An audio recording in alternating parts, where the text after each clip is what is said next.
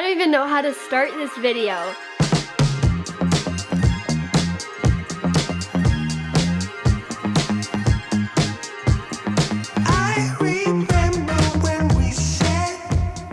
Hi besties, and welcome back to my channel. I am already starting to cry. I don't know how many times I've tried to film this intro. Today we are rereading the Percy Jackson series, and this has probably been on my list to film for a very long time. This series means so much to me. I am already crying, oh my god. I am coming to you from the future. I have already reread this series. I have filmed this entire video, and when I tell you guys this has been an absolute blast. I started The Lightning Thief on December 25th, and it is now currently almost March. I've been filming this video for more than 2 months now, and I purposely took this long because I didn't want to put these books down. I didn't want to finish the series, but there is something just so special in the Percy Jackson and the Olympian series that I don't think any other series touches for me. And I just have to say thank you to you guys, because when I started filming my Percy Jackson videos, my Percy Jackson TikToks, I've never felt more welcomed and loved by fandom ever. And this community has grown so much over the literal 2 months I've been filming this video, and it's insane. And I just can't express in words how grateful I am. I can't express in words how much this series means to me. This has been my life, literally, since the beginning of December. I eat, sleep, and breathe Percy Jackson. It's become me at this point. And of course, there has to be a purpose to this video, because I can't just be rereading the best love story ever made. I have to actually have a reason why I'm doing this for you guys. We will be ranking every book in this series, 1 being my favorite and 5 being my least favorite. But let's be very clear, if a book is put at 5, I don't think it's any less than a 5-star. This book series is a 1,000,000-star series for me, so don't worry, number 5, it has no hate. It is still a big piece of my heart, but number 1, she's my all-time baddie. Of course, I know which one takes the top spot, but past Kira doesn't know what it is, so I'm gonna let her take the reins and explain what's going on in The Lightning Thief and which one she predicts is going to be the first one. So let's reread Percy Jackson for the very first time since I was a little kid. I still remember reading this book in my school library. That's why I've got the new covers. I don't know if I ever explained this in the video. I don't think I ever do. I read the book series when I was in middle school in my library, so I never actually had my own copies of them, and I want to get the old original copies before they leave the shelves, because I really need them. I really want that whole mosaic. They're my favorites, but when I went to go buy The Lightning Thief, which was, I think, a few years ago now, they didn't have it. I don't want you guys to be like, she's lying. She's never read this book series before. I have. It's just that I've never owned the copies before this, because I read them in my library, my little library in the corner on the floor, because that was my favorite spot. But let's rewind time and let past Kira introduce you to The Lightning Thief. Hello beautiful people. Today is a very exciting day for me because we are starting the Percy Jackson series. So I am currently 18 pages in. I just started the second chapter. I am on, because I have to tell you guys the chapter heading, because I literally love how Rick writes the different chapters, and they're so funny. They make me giggle. I am on chapter 2, which is 3 old ladies knit the socks of death. Banger. I don't know why. I love that I accidentally vaporized my pre-algebra teacher is hilarious. And then next is Grover unexpectedly loses his pants, and we know why. We know why. So currently at the time, Percy Jackson season 2 is just coming out, and I just watched the 3rd episode last night, and it was so good. I've been having so much fun watching this series, which is why I said to myself, I need to reread this whole series, and I need to read this whole series completely. But to give you guys a little bit of an insight, just in case you haven't read, I thought we could read the back. It says Percy Jackson is about to be kicked out of boarding school again, and that's the least of his troubles. Lately, mythological monsters and the gods of Mount Olympus seem to be walking straight out of the pages of Percy's Greek mythology textbook and into his life.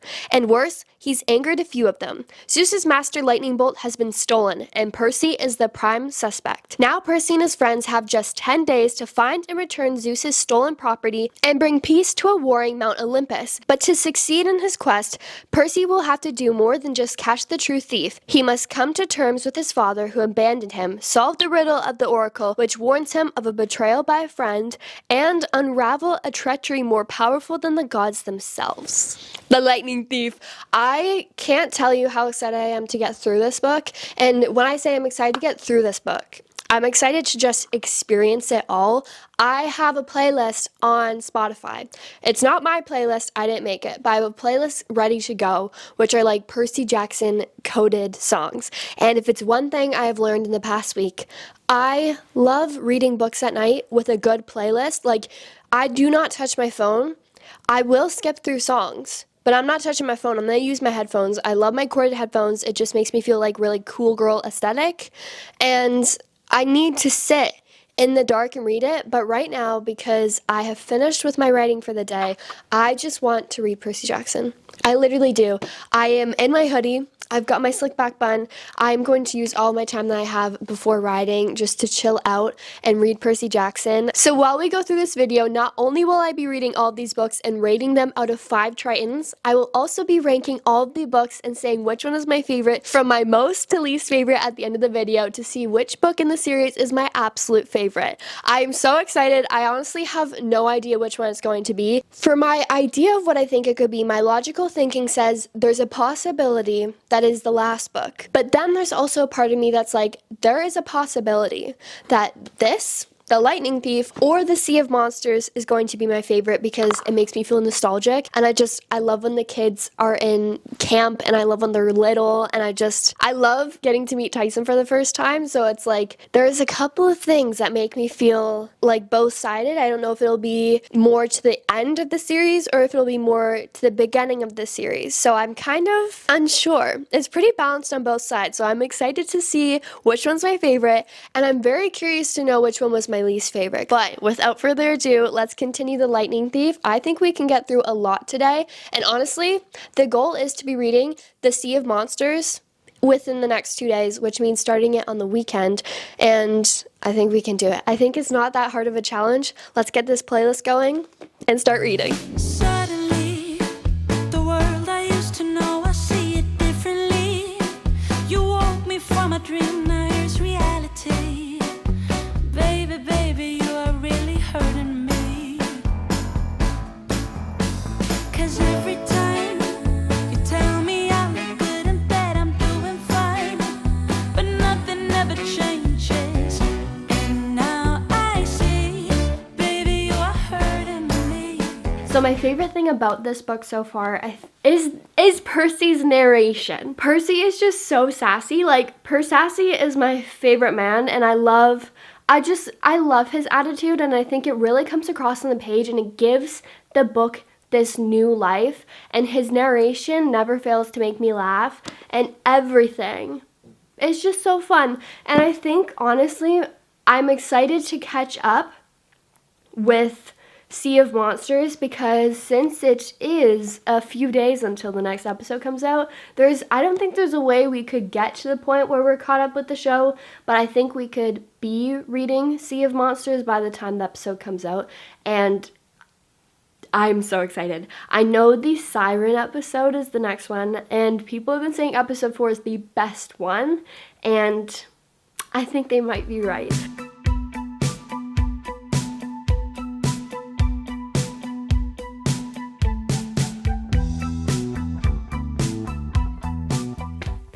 I have officially finished The Lightning Thief, and behind me, you guys can clearly see, I have The Sea of Monsters, and I've been so excited to read The Sea of Monsters because I think book 2 might be one of my favorites. I mean, book 1 is so nostalgic for me because it's the first one and you figure everything out and like you kind of get into the world. But The Sea of Monsters, I feel like you've got such an established kind of world already, and then you really get to expand that, and we get so much more of the characters that we don't get in this book. And if you guys don't already know what The Sea of Monsters is about, I'll just read the back because it's a little bit easier for me to just read the back because I don't want to spoil anything that they don't tell you previously. The books have been out for forever, but if you guys haven't read the books, I want you to have a fresh experience. I don't want to spoil the books for you because that would make me feel so bad. So on the back it says, Percy Jackson's 7th grade grade year has been surprisingly quiet. Not a single monster has set foot on his New York prep school campus, but when an innocent game of dodgeball among Percy and his classmates turns into a death match against an ugly gang of cannibal giants,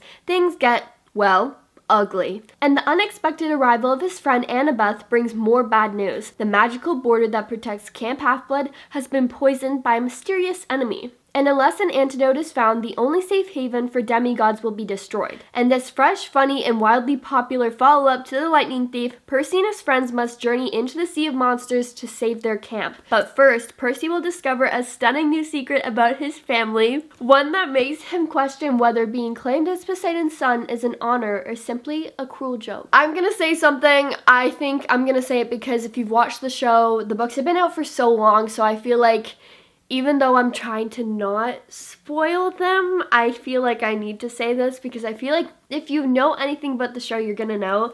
Tyson is Percy's half-brother. He is a son of Poseidon, and I love the show's relationship. Like, Percy's relationship with Tyson in the show is so, I don't know, like, it's just so cute. Like, I love him. And the funny thing is, I saw this TikTok and it's like, oh, I feel so maternal about Tyson, but literally for real, like, I feel like protecting him all the time. Like, I love Ty so much. And in the book, like, you can tell, I didn't go on further to explain, but you literally can tell when I love a book so much because I do end up, where is it? I do end up writing in the books. I've highlighted a couple things too, wherever it is, underline and put hearts here for Seaweed Brain and Wise Girl. I can't find the pink highlight wherever it is. I've got notes all throughout the book, but it's hard to find when the ink is black and everything is really tight. Like, we've got some of these. I don't make them too big because I don't want to ruin the book, obviously, but I'm definitely gonna have to get, I mean, yeah, 5 stars. I didn't realize the camera was so low, but if I didn't say it, I think I said it. This book is a 5-star. I love this book so much, and I really just feel like it's Harry Potter but Greek mythology. It's just perfect. I feel like I don't need to over-explain it because everybody knows the story, and if you don't, this is your sign to read this series. Now, going back to what I was saying, Tyson and Percy's relationship is so much easier to explain and kind of understand what Percy is thinking and what he's going through in the books, because without the context and without completely knowing, like, what Percy is thinking, because it's obviously different in a show. Like, in the book, we literally hear what he's thinking because he's talking to us with the internal dialogue. But in the show, like, the point comes across and you understand, but I feel like you understand a little bit less because he does tend to flip, where he's very protective over Tyson, and then sometimes he seems like he's kind of ashamed of him and he's kind of embarrassed by him. But I love the changes they made in the show because it makes so much sense, because it breaks my heart, because I honestly think I remembered it, but it wasn't like so visual that I completely forgot that Sally didn't even, like, she knew Tyson existed, but they literally did nothing and they just left him on the street. Like, I love that they took Tyson in the show because they just let him continue to be homeless on the street, and like, he is Percy's only friend, like, other than Grover, but Grover's not there, and Annabeth too, but like, Annabeth's not there. At his new school, Tyson is his only friend. I'm so confused by why Percy didn't know he was a Cyclops, but then I'm like, it's the mist. But I thought the whole thing was that Percy, now that he knew it existed, that the mist didn't work on him because he's a demigod. But I guess it's because they're like, oh, because he's half human, half god. I like that they changed it because it makes more sense to me that he's like, yeah, he's a Cyclops. They can see that he's a Cyclops and they take him in. But I do like that they keep that he's kind of like related to him a secret, because that makes sense, obviously. But there's so many kind of conversations with Tyson and Percy that make me like literally want to cry, because Tyson is such a cutie. Tyson is so like soft-hearted and kind, and he is like probably my favorite character other than Percy and Annabeth. I love Luke too, guys, but I love all of them. But like Tyson, I have a special place in my heart for, because he's just so like genuinely sweet. And if I didn't say this earlier, I am on page 100, and I honestly think we can finish it today, because the Sea of Monsters is actually quite a bit smaller. I'm trying to see what exactly the page number is. It's like 250 or something like that. 279. So it's not anywhere close to 400 pages. So this one's shorter. I honestly think we could read like 180 pages today.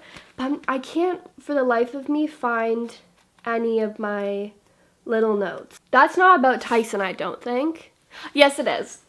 Like, it's hard to see on camera because it's so light. Hopefully you guys can see. But I like using the pencil because it feels less permanent and I could spell something wrong and go back. But it's like, guys, like this made me want to cry. So I love The Sea of Monsters. I honestly think The Sea of Monsters might be one of my favorite books. I just think it's like, it's kind of not the calm before the storm, but it's not like they're in super big war yet. It's kind of still like, we have this really big quest, but it's before things get like mega crazy and then they get crazy. And my hope is, it's tomorrow. Tomorrow is the Percy Jackson. Tomorrow is the Percy Jackson episode, so I think if we finish this or even catch up to the episode, which we definitely can, I'll be very happy. But I honestly think, like I said, we can finish the book today. Don't wanna be a one-man woman. Got me stranded like a boat in the sand. Just the thought of not spreading my wings drives me crazy. Dressing up, fixing my strut. Always prepared, you never know who shows up around the corner. Maybe it's that director. Oh, I can sing, I can dance, I can learn to smooth moves. Okay, I need to tell you guys this real quick, a little bit of an update. I'm on page 155. Did I get where I wanted to be? Did I finish it? No. But I feel like that's okay. Last night, I actually ended up staying up later than expected because we were watching Mission Impossible. Tom Cruise, you're bae. I love you. But I meant to come up earlier so I could read longer. That didn't happen, but it's okay. I think I can finish the rest tonight. Apparently we're making my desk the reviewing spot. I have finished The Sea of Monsters, and I'm actually sad because, again, this is one of the books where I'm like, okay, I don't really want to blow through this very fast because I'm loving it so much. I like The Sea of Monsters more than I like The Lightning Thief. I don't know if that's a hot take. I am loving the second season of the show more, but I love the book even more than the series because I feel like, how do I say this? I feel like when you get to a couple of the episodes, especially I think it was episode 5, that felt like it really kind of added in more things where I think they did a good job because when we get to Cersei's kind of island, we get a lot more of Cersei's island in the TV series than we do in the book. And Tyson, I've said this so many times, Tyson and Percy's relationship is better in the book because it's more explained. Like in the show, you get to see so much of it and I love it. It's one of my favorite relationships. But in the book, you just get so much more explanation. And it's like you understand them more and you understand Percy more because you really get to get into his head. And I think I like the second book more. 5 stars, by the way. Everything's gonna be 5 stars in this video, but I just love Percy Jackson, so of course it's gonna be 5 stars. But I think I love this one more because it gets straight into the action almost right away. For The Lightning Thief, because it's the first book, there's a little bit more time with the setup and figuring out how things are working. But because you're getting into the Sea of Monsters with all of this previous knowledge and there's not that much explaining that needs to be done in the very beginning, it really just feels like the quest starts so much sooner than it really does. And there are so many new cameos in this book, and I feel like it's the perfect length. Like, it's almost 300 pages, and it was just a delight. It really felt like I was back in summer, and I was going around all these different places, to the island, to Miami, all these different places with Percy Jackson, and of course Annabeth too. Literally need to go and find that Yankees hat. I need to be Annabeth. I want the Yankees hat right now, that's what I'm gonna buy. I'm sad to see this book go. I honestly just think it's really perfect. I have already started the 3rd book. It's not a spoiler. I think it's not a spoiler. This series has been out for forever. Thalia is back. The end of the book is crazy, and I'm interested to see if they end it the exact same way. And I'm also very interested to see how the next couple of episodes will go because how the book kind of progressively goes. There's a lot that I feel like they won't do and they'll kind of diverge from it. One, because they've already done that. Like, Rainbow's not in the series, so it's kind of like, not that they shot themselves in the foot, but that just can't happen. But I kind of love that the series has a couple more plot twists in the book, just so the readers can enjoy the series as much as, like, the TV series, as much as they did with the book. The Cyclops plot twist, crazy, I didn't see that one coming. I was like, oh girl, okay, this is not where that one was going, okay, but Clarice doesn't have to get married, so I know she's happy about that. I love the Sea of Monsters. I'm excited to reread this one again. It's just my favorite. Didn't take as many notes in this book as I did for The Lightning Thief, mainly because by the end of it, I ended up reading like most of the rest of it yesterday. Those are some of my notes. When we reach the halfway point, I kind of stop, but there are a good few. I can't believe I'm writing in a book, but this one, perfect. Now moving on to the Titan's Curse. She's a little bit chunkier.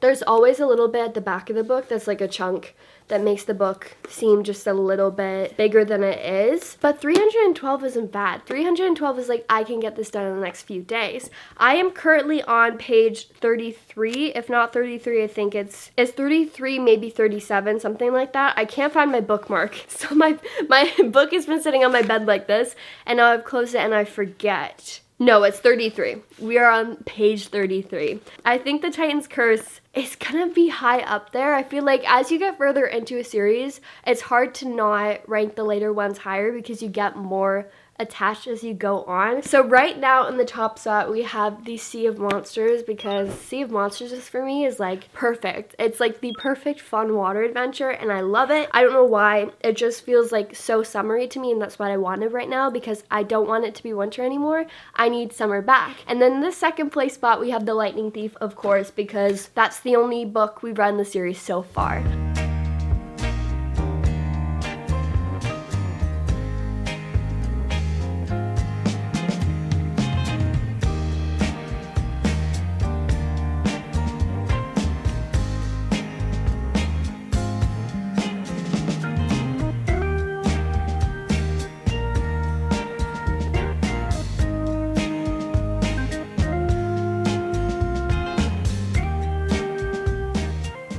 I've officially made it to page 100 of The Titan's Curse. The Titan's Curse starts out even faster and more abrupt than the Sea of Monsters does. So every book seems to get faster paced, which I feel like I love. As a reader, I love when I'm immediately grasped by a book. So this has just been perfect. I still haven't found the perfect playlist. I've been listening to this playlist while I read Percy Jackson. It literally is called Reading Percy Jackson, and it's been really fun. I don't know if it's going to be the Percy Jackson playlist that I listen to over and over again, but I think maybe I might just need to make my own.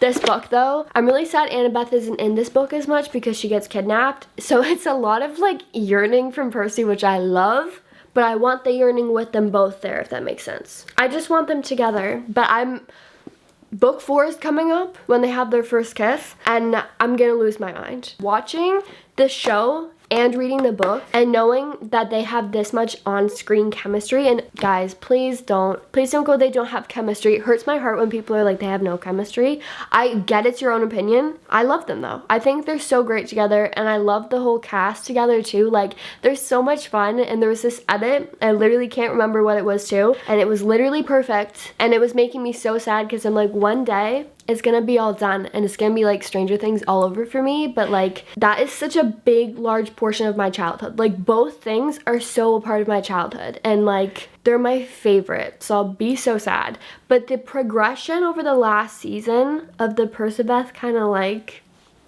slow burn tension, I burn it all down. That's not even in the book. That is my Roman Empire. All the best Percy lines this season aren't even in the book.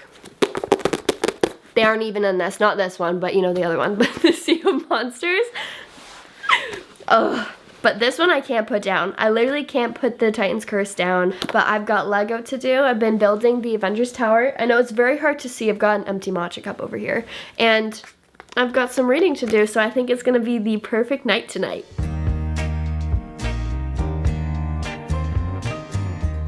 Today is finally the day that I'm finishing the Titan's Curse. I am officially on page, I apparently lost my page, 220. We are on chapter 15, which is I Wrestle with Santa's Evil Twin. The chapter headings always get me, and I think they might be one of my favorite parts of the books because they are just so much fun. And I love at the beginning that we kind of get the glossary, the contents of the book. And when you look here, you can get all of the different chapter headings and you get kind of like a good insight to what's gonna go on. I really like the Titan's Curse because we get this really, not like, action-packed is right, action-packed quest. But it's different because we have these different characters now than the first book, definitely. Because in the first book, it's just Grover and Annabeth, and then we have Percy. So it's the three. It's the core three. It's the Golden Trio. Yes, the Golden Trio is also in Harry Potter. I'm calling them the Golden Trio in this one as well, because honestly, they are the Golden Trio to me. We're missing Annabeth, and we have Bianca and Zoe all of a sudden, and Thalia being there, but Annabeth not being there is so strange because when it starts out, you kind of get the established relationship with Annabeth and Thalia. And book 2, when Annabeth is talking about Thalia to Percy, she says you guys would either be best friends or mortal enemies. And it's kind of seeing how Percy deals with Thalia and seeing how their relationship can progress, especially under this high stress kind of scenario. And Grover's Grover. Grover stays the same, but he also has this weird obsession with Artemis and the hunters because of the nature stuff. I'm very interested to see if they include that in the show because there has been kind of a couple of scenes in the other books where he's like, oh my gosh, I'm just a little goat and I'm so obsessed, like, you know what I mean? But not really in the show. Like, not that I can recall that no satyrs are chasing after naiads or anything like that. We really even haven't seen them. And there's a couple of things, like when they're in the river and they're going to the dam, I'm interested to see if they just have Percy control the water and if they don't have the monsters at all. And when they get to the dam, how they will do it. Like, will they fly off with the angels or will something else happen? And I love how they explain in the books, especially with Hermes and Luke, that I've talked about this so many times. My mom's probably like, Kira, you need to shut up about this now, but I can't stop talking about it, and I don't think I've talked about it with you guys, so we're gonna talk about this now. I love how Hermes has this conversation. I can see the chair. I love how Hermes has this conversation with Percy, and you're like, okay, he had a conversation. No, but the conversation is about his relationship with Luke and his relationship with his children. And he really explains why the gods aren't involved with their children's lives so good. I don't know if they'll include it in the show. I really, really hope they do. I really hope it's maybe like the last conversation or the second last conversation, I think would be a really good ending, because Percy needs to understand that, because then it gives him kind of like the power and the knowledge of the reasons why the gods are the way they are, because Luke is so lost now that he won't listen to Hermes, and he wouldn't believe him when he says he cares, but he can't interfere. I love how he says that they care and that they're watching and they're looking out for them, but that they can't interfere with everything. Because if they interfered with every little small thing, then the other gods' children would start butting heads, which would then lead to the parents, the gods, butting heads with each other. And that is, to me, one of the most important pieces of knowledge that they need to include in the show, because it really cements Percy knowing, okay, my dad does care. And then in book 3, I think you get to see more of that when it's with the fountain, with the Dragmas, and with his mom and Tyson and all of this stuff, that you get to see him see the little things that his dad does for him, and he has a little bit more faith and trust in his dad, even though he doesn't have this close personal relationship with him. It's the certainty that his father is looking out for him, even though he's not really the typical dad, if that makes sense. I hope I'm explaining this well. I sometimes get sidetracked. Sometimes I don't word it the way I'm trying to word it, and you're like, what is going on? Sometimes I'm watching this back, I'm like, what is going on? So hopefully watching this back, I'm like, oh, she got her point across, that's great. But yeah, I really think they need that Hermes talk. I think they do. And I don't know if that was from anything. I honestly don't remember how this came up at all. I think I need to take a break and finish this book.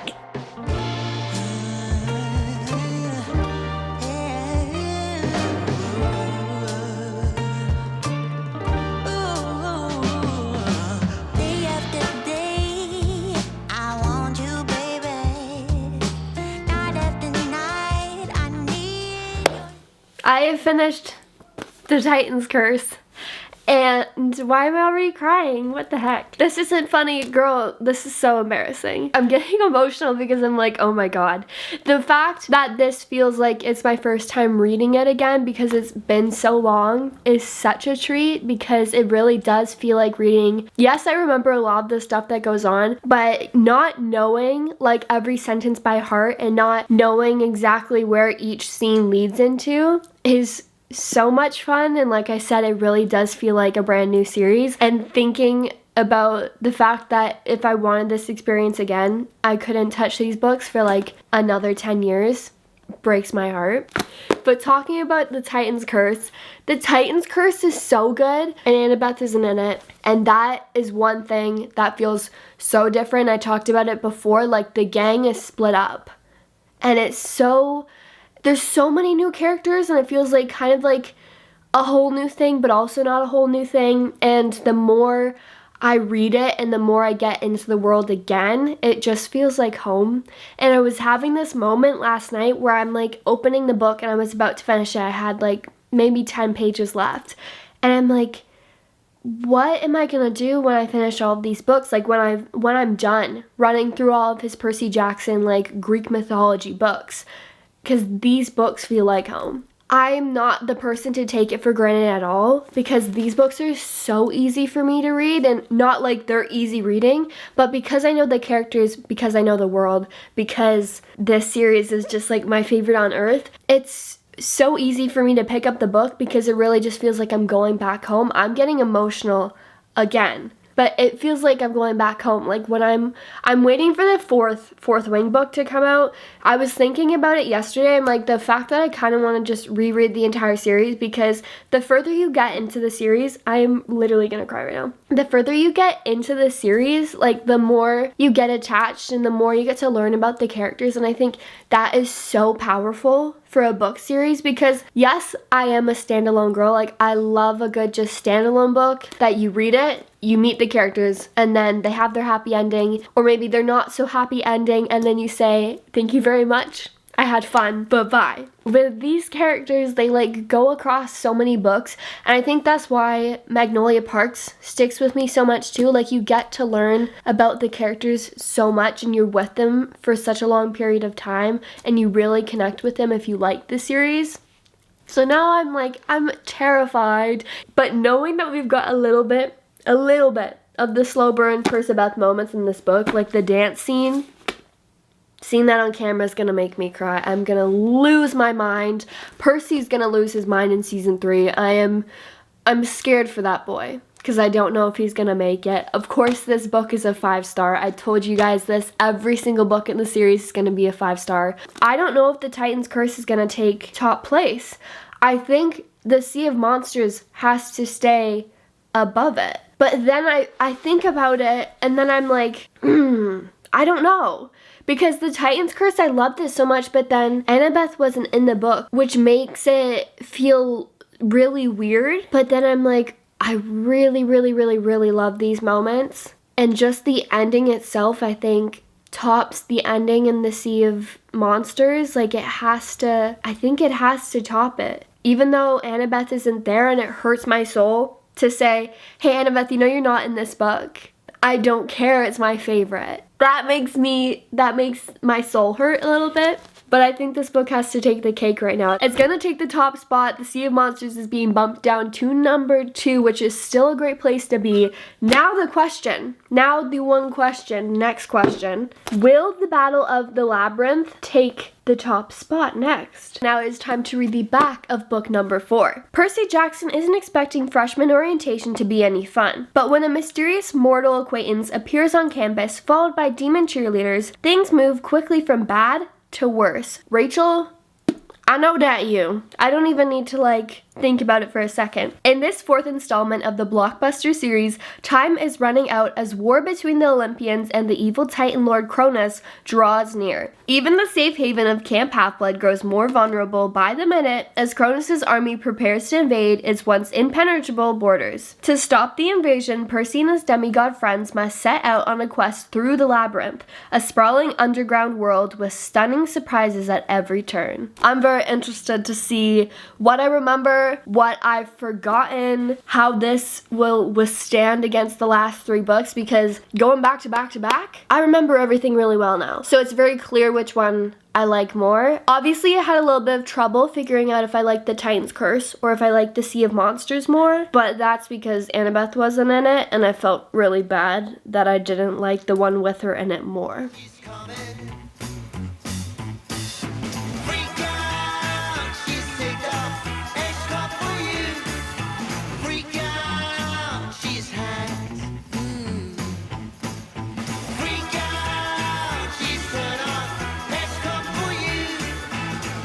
I finally reached the halfway point of the Battle of the Labyrinth. I don't know how to feel because I'm getting really stressed, and it's hard for me to pick up the book. Not hard. Here, I'm gonna rephrase that. It's hard for me to pick it up and be like, I want to read this fast and consistently, because there's this second part in my brain that's like, you've gotta slow down, because we are getting so close to finishing this, and then there's one book left of the OG, like the OG 5 book. I was gonna say trilogy, it's not a trilogy.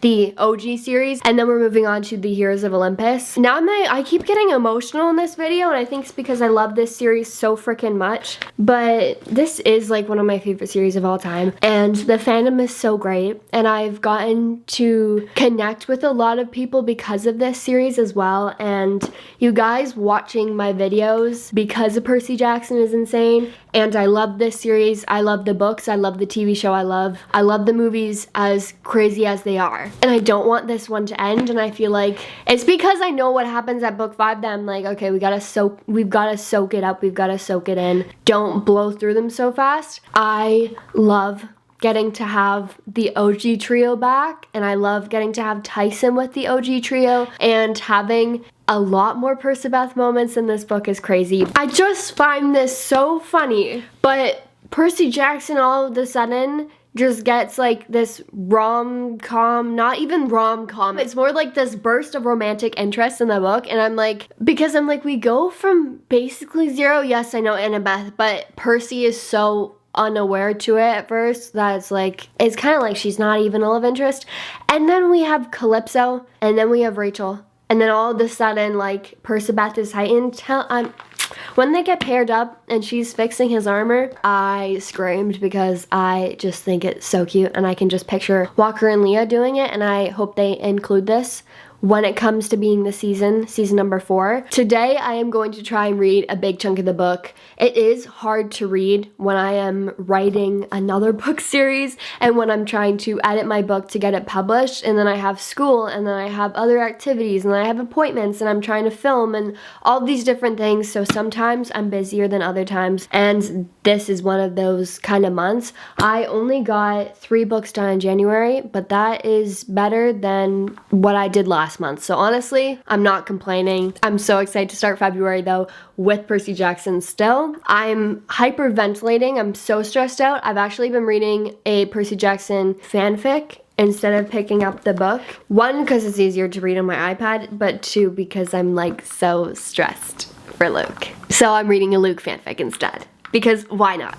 There is a real good possibility that I finish the Battle of the Labyrinth today. Rachel has re-entered the chat. Calypso has exited. She entered the chat and then she exited, going into it with like an adult-ish mind, like being older, not being in 3rd grade. I think, was it 3rd grade? 3rd grade, 4th grade, something like that. It's a different kind of, it's not anger. I wouldn't say it's anger, because I feel like I get over dramatic and I really accentuate what I'm feeling, and it's not like I don't hate the characters, which is funny. It's just the scenarios and then the things that happen. I do not like that Calypso, he says Calypso is his biggest what if, and I'm like, boy, why aren't we being loyal? I think it's just the loyalty issues for me. I'm like, you're super loyal. I know deep down you don't understand your feelings, but I know deep down you know that you're in love with Annabeth, but you're like, nah, maybe I'll just stay on this island forever. Like, he wasn't really considering it, but there was a little bit of him that's like, oh, maybe.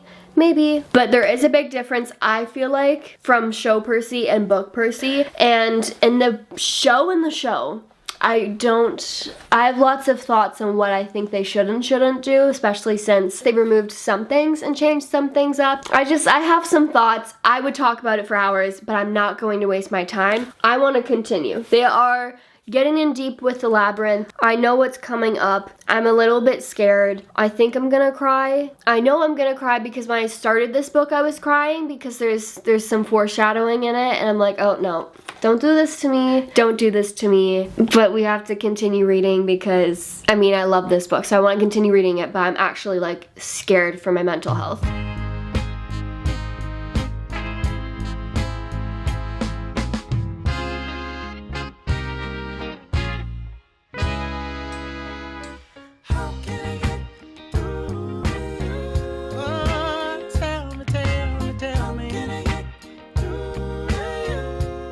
Okay, we're back at my desk for a reason, and that is because I finished the Battle of the Labyrinth. I'm gonna keep this one short and sweet because the next book is the final book in the Camp Half-Blood series, and now I'm already getting emotional. I cannot cry because I just did my makeup. I'm not ruining it. I cannot do this right now. It's like sitting right here, so really I could. My precious baby, we are going to be reading The Last Olympian next, of course, like I just said. Now we are finished with the Battle of the Labyrinth. I'm already getting emotional.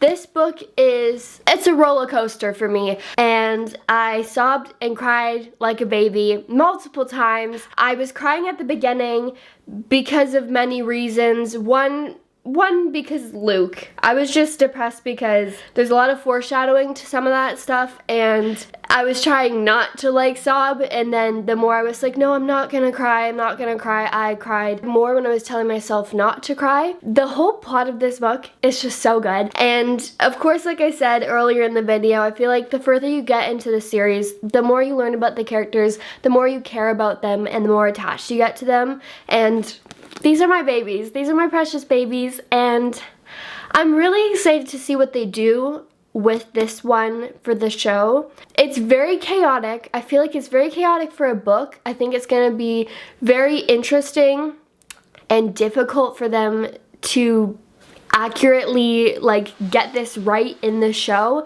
and not even that I'm not confident in them doing it right. I am more scared what they're gonna cut out and what they might heighten, because there are some changes in the show that they switch up, which so far I've loved all of them. I think this is where it gets hard for me because I don't know if Battle of the Labyrinth is gonna top Titan's Curse for me. I don't know, because there are some things that just it's really hard for me because we're getting into like the really big stuff. I think it might come second, but then I think I like Sea of Monsters a little bit better than this. I think it comes to weighing whether I want the fun, actiony, not too many high stakes adventure things, and tears, if I want tears or not. Because if I was gonna rank these based off which one was gonna make me cry the most, I think the Battle of the Labyrinth and the Last Olympian would be tied, and that would be a really easy choice. But for which one I would just want to keep going back to, it feels wrong for me to say the Titan's Curse because Annabeth is hardly in it, but I also think there are just some moments in there that literally can't be beat, and then there are some moments in this book that are some of my favorites, and I love that Grover and Tyson and Annabeth and Percy, of course,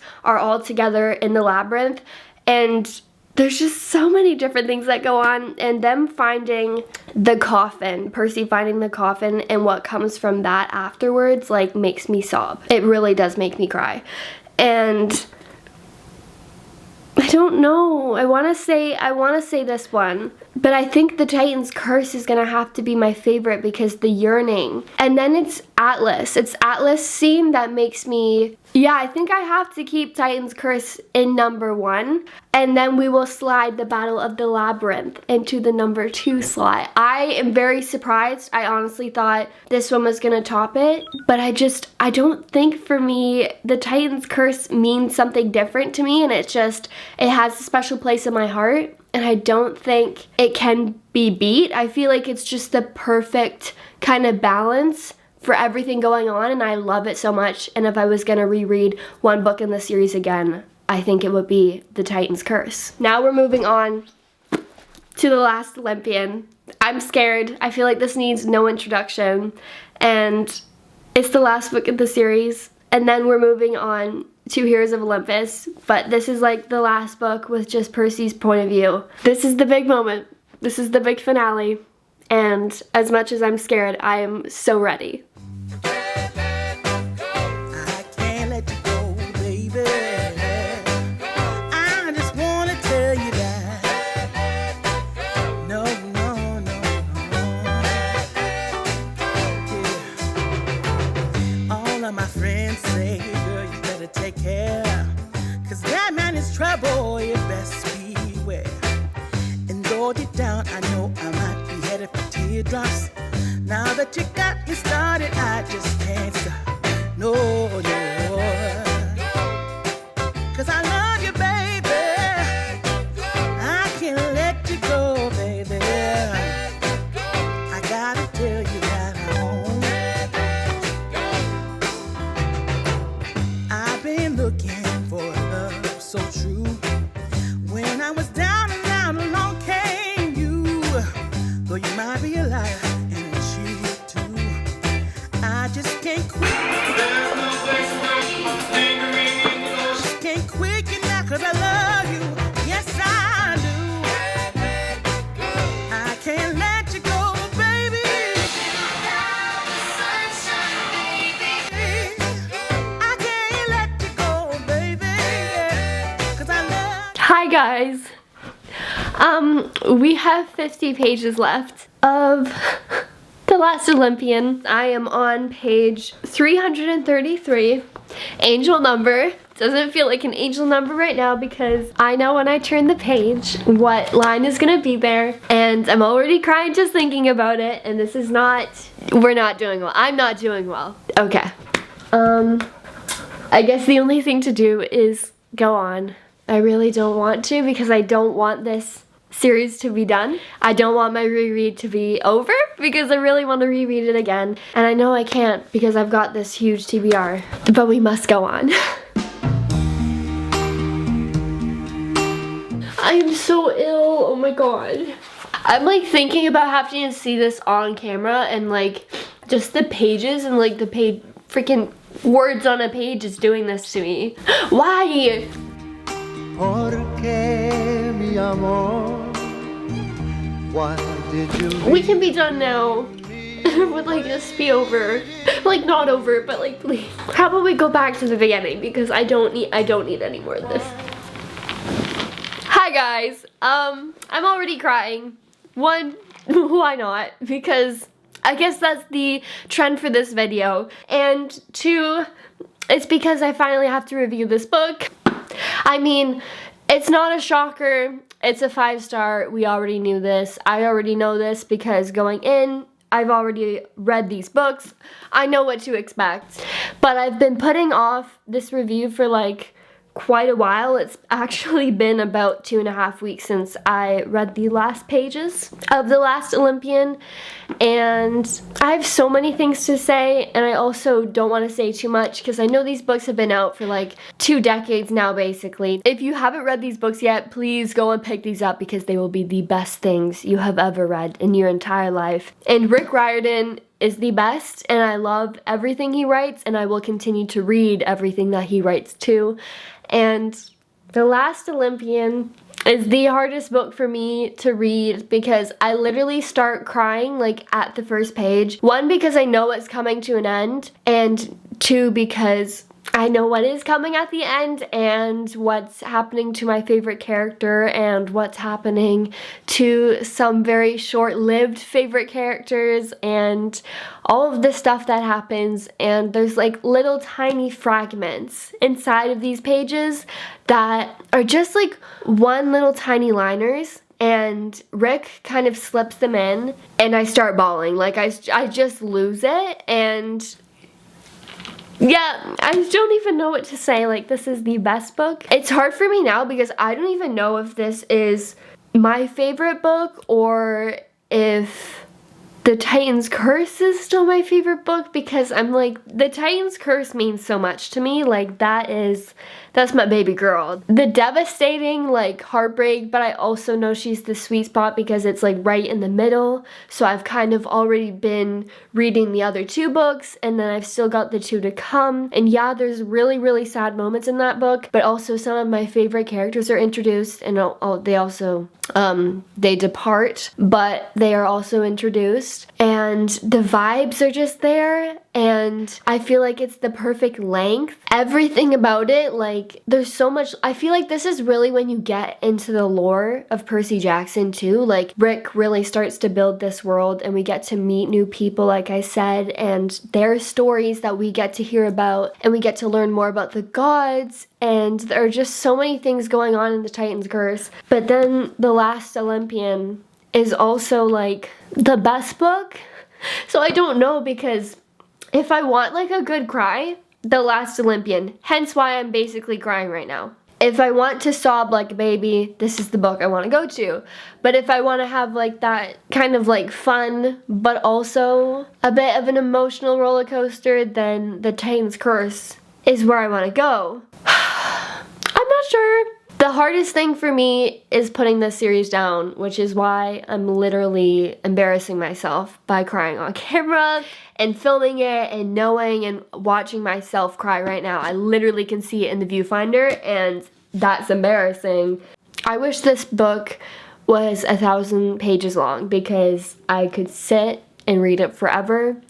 It's gonna be the hardest season to watch for sure. I'm gonna start crying before it even comes out, knowing that's the last one. I love the Heroes of Olympus so much, like it's crazy, but it's not the same at all because this is the only series that is strictly from Percy's point of view, and I think there is something so special about that. There's so many reasons why it is, and it's kind of hard to name too because so many of them is just because this feels like my home. Like every single time I pick up this book, I know where I'm going, I know where I am, like everything like just melts off, you know? Like every single problem in the world doesn't matter when I am reading Percy Jackson. Like this is my baby. This is my pride and joy, and I just love it, love it, love it to death.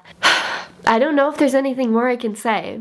I don't think The Titan's Curse can be topped, mainly because if you know what happens at the very end of this book, it's not even the very, very end, which the very end of this book is my favorite part because Percy, but a couple chapters before that, emotional wreck. You saw it happen, you saw me lose it.